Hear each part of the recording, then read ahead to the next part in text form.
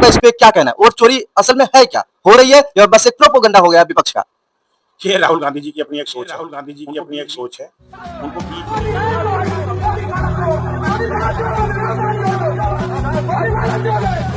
प्रधानमंत्री मोदी को मां को गाली दिया गया, ये राजनीति में इतना गिरा हुआ मोदी स्तर जी को आशीर्वाद मिलेगा और इन लोगों का सुपड़ा साफ हो जाएगा। कि जब हिंदुस्तान पाकिस्तान का युद्ध हो रहा था, मैंने फोन उठाया और नरेंद्र मोदी से कहा कि सुन, ये जो तू कर रहा है इसको 24 घंटे के अंदर बंद कर। और नरेंद्र मोदी ने 22 साल की है, आप लोगों के पास अनुभव बहुत है, क्या इससे पहले राजनीति में इतना गिरा हुआ स्तर कभी? खासदार लोग, कामदार लोगों को ऐसे बोलते रहते हैं। लेकिन गांधी परिवार अगर सबसे ज्यादा अपमानित किया है तो हम प्रतापगढ़ वालों को किया हमारे। नमस्कार दोस्तों, मैं हिमांशु प्रसाद, हमारे साथ भारतीय जनता पार्टी किसान मोर्चा के पूर्व राष्ट्रीय मंत्री हैं। आज हम इनसे जानेंगे कि जो राहुल गांधी द्वारा बिहार के अंदर वोट अधिकार यात्रा निकाली जा रही है, क्या ये सच वोट अधिकार यात्रा है या बस वोट चोरी के नाम पर एक जुमला है? जैसे चौकीदार चोर है, राफेल को लेकर एक भ्रम फैलाया गया, उसके बाद संविधान को लेकर एक भ्रम फैलाया गया। हमारे साथ है भारतीय जनता पार्टी के नेता आलोक पांडे जी। आपका इस पे क्या कहना है? वोट चोरी असल में है क्या, हो रही है या बस एक प्रोपोगंडा हो गया विपक्ष का? ये राहुल गांधी जी की अपनी एक सोच है। उनको बीच बीच में वो असल में क्या है, मानसिक धरातल पर और भौगोलिक धरातल पर उनको समझ में नहीं आता कि विरोध किस चीज का करना है। तो मोदी विरोध में वो इस तरीके से बह जाते हैं कि क्योंकि कोई मुद्दा तो है नहीं, कोई भ्रष्टाचार नहीं है सरकार का, किसी तरीके का कोई और मुद्दा उनको मिलता नहीं, तो वो उनके दिमाग की एक उपज बनती है और कुछ वामपंथी विचारक उनके साथ रहते हैं, वो उनको एक सलाह देते हैं, ये कीजिए, इसका कोई ठोस आधार नहीं होता है, और वो लेके जुट जाते हैं और बाद में माफी मांगते फिरते हैं। वो कह रहे हैं बीजेपी वोट चोरी कर रही है। एसआईआर का पहले उन्होंने बिहार के अंदर विरोध किया कि एसआईआर नहीं होना चाहिए, एसआईआर नहीं होना चाहिए। फिर वो एक प्रेस कॉन्फ्रेंस करते हैं, उसमें दिखा देते हैं कि एसआईआर कर्नाटका और महाराष्ट्र के अंदर होना चाहिए, हरियाणा के अंदर होना चाहिए। क्या एसआईआर होना चाहिए? बिल्कुल होना चाहिए और पूरे देश में होना चाहिए। आप एक चीज देखिए, एक बिहार के ही संदर्भ में बताता हूँ, एक गांव है, उस गांव का नाम नहीं याद आ रहा है। उस गांव में एक भी मुसलमान परिवार नहीं है और 70 वोट वहां पे मुसलमान बंधुओं के बने थे। ठीक है, एक घर है जिस घर में 8x12 के 2 कमरे थे, 80 लोगों का निवास वहां पर था। कुछ ऐसे लोग हैं जिनको मरे हुए 3-3, 5-5 साल हो गए हैं, वो वोटर लिस्ट में हैं। अच्छा एक चीज बताइए, किसी भी प्रक्रिया में, चुनाव की प्रक्रिया हो, निर्वाचन की प्रक्रिया हो, सब में सुधार की संभावनाएं होती हैं कि नहीं होती? जी। और वो होनी भी चाहिए, है? तो अब अगर कोई चीज सुधार हो रहा है तो उसका विरोध क्यों? कहीं ना कहीं तो दाल में कुछ काला होगा ना, तभी उसका विरोध कर रहे हो। तो विरोध के लिए विरोध करने दीजिए, और उनकी मानसिकता ही बनती जा रही, उनके इन विरोधों से जो उनको थोड़ा बहुत स्थापित भी होते रहते हैं, वो रसातल में चले जाते हैं। जैसा कि बिहार में राहुल गांधी की वोट जन अधिकार यात्रा निकल रही है, उस अधिकार यात्रा के एक मंच से प्रधानमंत्री मोदी की मां को गाली दिया गया। ये राजनीति में इतना गिरा हुआ स्तर सही है? देखिए, आप एक चीज समझ लीजिए, इस देश में वर्तमान 2014 के बाद जो खास परिवार हैं, लुटियंस जोन के प्लेयर हैं, जो देश को अपने हिसाब से चलाना चाहते थे और देश की तमाम समस्याओं के लिए वही दोषी थे। तो जब भारत माँ का लाल इस देश का प्रधानमंत्री बने और देश में और विदेश में भारतवर्ष के सनातनी व्यवस्था को लेकर आगे बढ़ने लगे, तो इन सबको खलने लगा। तो अब ऐसी परिस्थिति में तो भगवान राम को भी लोगों ने कोसा है, स्वामी विवेकानंद जी को कोसा है, गुरु नानक जी के ऊपर कूड़ा फेंका गया है। तो मोदी जी को अगर माँ की गाली दी जा रही है तो देश देख रहा है। और राजनीतिक जीवन शुचिता, सभ्यता और सांस्कृतिक जीवन होता है। आदमी एक आदर्श प्रस्तुत करता है समाज के सामने, मैं ऐसा, ये उनका आचरण है। उनके यहाँ इसी तरीके से गाली गलौज से बात की जाती है। वो लोग एक अपने आप को गाली गलौज देना उनके यहाँ प्रगतिशील व्यवस्था में माना जाता है। तो उनके पास इस तरीके की गुंडों की, इनकी फौज होती है।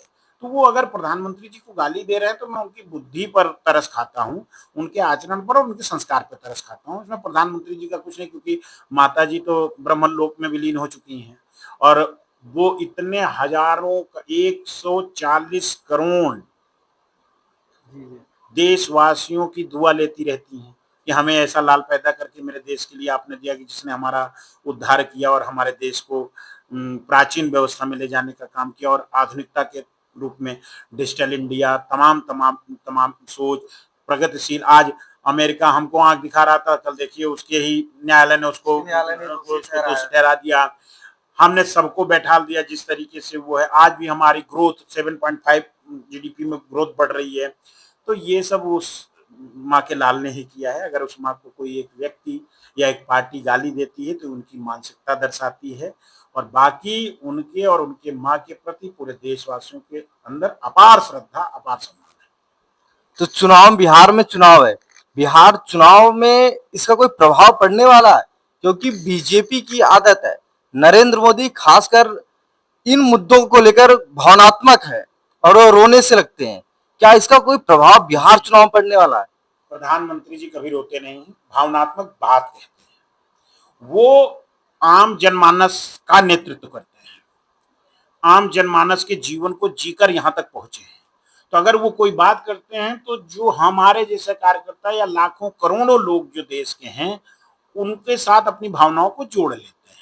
और रही बात किसी की, जो व्यक्ति इस संसार को एक नई दिशा दे रहा है, देश को एक नई दिशा दे रहा है, देश को नई ऊंचाइयों पे ले जा रहा है, हजारों लाखों नौजवान किसान मजदूरों की भावनाएं उसके साथ जुड़ी हैं, उसकी माँ को गाली दोगे तो दूसरे तो कहीं ना कहीं से निकालेंगे ही और वोट के रूप में वो निकलेगा। आप देखना मोदी जी को आशीर्वाद मिलेगा और इन लोगों का सुपड़ा साफ हो जाएगा बिहार में। ये कहीं नहीं स्टैंड करेंगे पूरे बिहार में। अभी मेरी उम्र तो एकदम अभी नहीं, 26-27 साल की है। आप लोगों के पास अनुभव बहुत है। क्या इससे पहले राजनीति में इतना गिरा हुआ स्तर कभी था?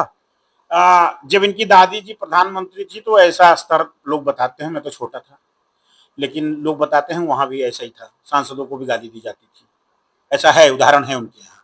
असल में उनके यहाँ उनको लगता है कि अंग्रेजों ने उनको सत्ता दे दी थी और उसके बाद वो सत्ता उनकी परंपरागत है और भारत की जनता सिर्फ उन्हीं को चुने, भारत के लाल को ना चुन ले। तो ऐसी संभावना उनके अंदर, वो वही आदरणीय प्रधानमंत्री जी कहते हैं ना, खासदार हैं लोग। तो खासदार लोग, कामदार लोगों को ऐसे बोलते रहते हैं। लेकिन गांधी परिवार अगर सबसे ज्यादा अपमानित किया है तो हम प्रतापगढ़ वालों को किया है। हमारे स्वामी करपात्री जी महाराज जो गौ आंदोलन कर रहे थे, साधु संतों पर गोली चलवा दी थी, सब ज्यादा अपमानित हम लोग हुए। इस पर आप क्या क्या कहना है? 130 साधु संतों की पार्थिव शरीर को उठाते हुए करपात्री जी ने इनको श्राप दिया था और वही श्राप फलीभूत हो रहा है। और ये लोग हमेशा सनातन विरोधी रहे हैं, हमेशा हिंदू विरोधी रहे हैं, हिंदुस्तान की संस्कृति के विरोधी रहे हैं और आज भी वही कर रहे हैं। मैं व्यक्तिगत तौर पे देखता हूं तो मेरे अंदर कांग्रेस को लेकर, मैं एक पत्रकार हूं और एक मीडिया इंडस्ट्री के अंदर मैं एक एंकर का भी रोल अदा करता हूं। जैसा कि मैं जब इनकी खबरें पढ़ता हूं, इनकी कुछ अपडेट देनी होती है, तो मेरा कभी दिल नहीं करता है कि इनकी अपडेट मैं दूं।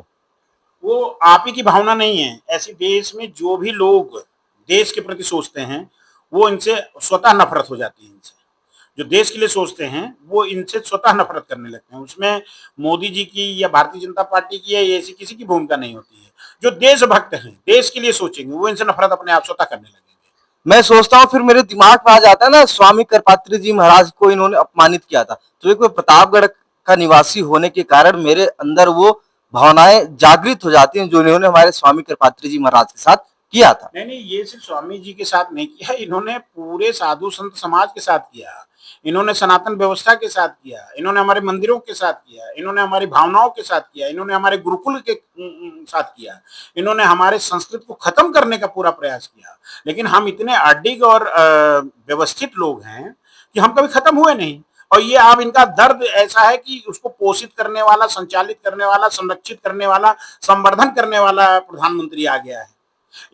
इन्होंने कभी सोचा नहीं था कि केदारनाथ जी की पूजा होगी, काशी विश्वनाथ जी का होगा, राम मंदिर बन जाएगा। इनकी परिकल्पनाओं में ही नहीं था। ये तो हिंदू समाज को खंड खंड कर रहे थे।